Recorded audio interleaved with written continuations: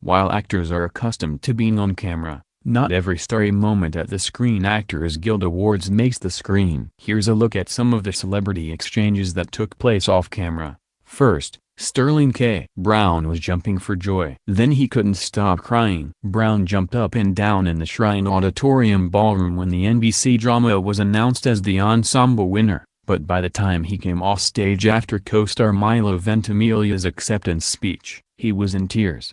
Brown dabbed at his eyes with a tissue as his castmates congratulated each other off camera. At times he appeared to be sobbing. Meanwhile, co-star Chrissy Metz was singing a little ditty and dancing around. "We did it, guys," she said. "This is exciting. I'm excited." The cast piled into an adjacent room where they claimed their actor statuettes, where 10-year-old Faith Herman remarked, "These weigh like 3,000 pounds." When Mandy Moore spotted Brown with his 2 trophies, she said, "You could do bicep curls." Brown said backstage that he was especially moved by the cast award. "My cast has been so generous in celebrating me and this wonderful journey that I've been on, and tonight we get a chance to celebrate each other," he said. "So this is a dream.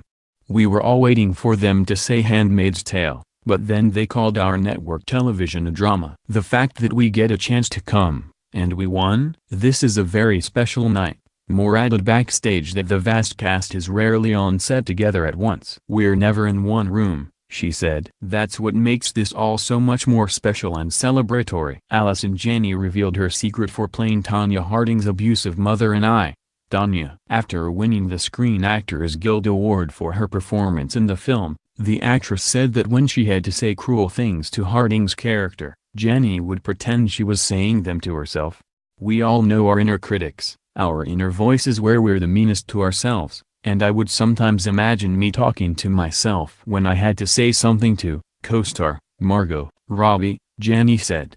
A former figure skater herself, Janney said she related to Lavona Golden as she recalled her own parents waking up early to take her to the skating rink before school. "The abuse part was not easy to understand ever," Janney said, "but to see how normal it was in her life. That was just the way they reacted with each other." The actress said being a part of I, Tonya made her sympathize with Harding in a way she hadn't before. "I feel she did get a raw deal," Janney said. "I just have a greater empathy for her, growing up with a mother like that.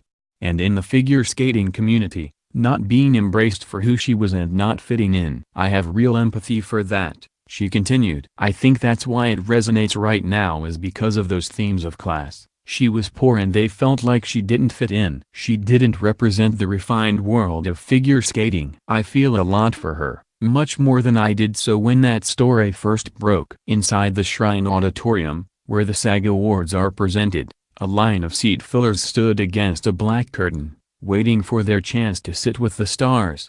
One woman carried a copy of Vanity Fair to pass the time while she awaited her opportunity. The tables of TV and movie casts were so packed into the ballroom, seat fillers and waiters had to shimmy sideways to get through the throng. While commercials played during the telecast, dinner music plays in the ballroom. That's when the actors squeeze around to mingle. Frances McDormand hugged a whole group of people. Lupita Nyong'o posed for a selfie and Olivia Munn chatted to Veep star Tony Hale. And mysteriously, a dolly loaded up with about 30 pizzas passed through the ballroom and out into the hallway, leaving guests curious as to their destination. Julia Louis-Dreyfus was on the minds of the cast of Veep after their win for Ensemble in a comedy series. Timothy Simons said Louis-Dreyfus has been in good spirits during her fight with cancer. "She's incredible. She's uniquely able to combat something like this." Tony Hale said she couldn't be more generous as a co-worker. "She sets the tone and she has just set a tone for everybody where we're all part of a team," he said. "Nobody's walking on eggshells. She has no arrogance. No entitlement. She's a really good cook, too," he said, "especially key lime pie and chocolate chip cookies." "We miss her greatly," he said. "We wish she were here." Her castmates said she couldn't be at the awards because she was doing a play in New York. At the after-party of the SAG Awards, Robert De Niro held court on a couch in the center of the room and looked deep in conversation as machines billowed smoke around him and lights danced from the ceiling.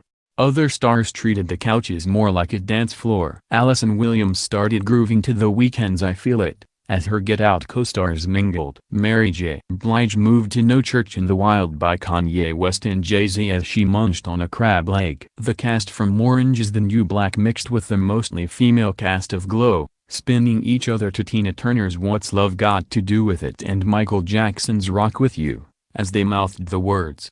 Ray Romano heartily shook Marc Maron's hand while comedian Sarah Silverman was seen chatting with Jack McBrayer of 30 Rock. Meanwhile, Alison Brie stood shoulder to shoulder with husband Dave Franco, dancing and snacking the night away. Yael Stone, who is pregnant, was perhaps enjoying the party a little less than her Orange is the New Black co-stars. She asked nearby strangers where the exit was, and was followed out by Taylor Schilling and Natasha Lyonne after they were overheard laughing at an inside joke.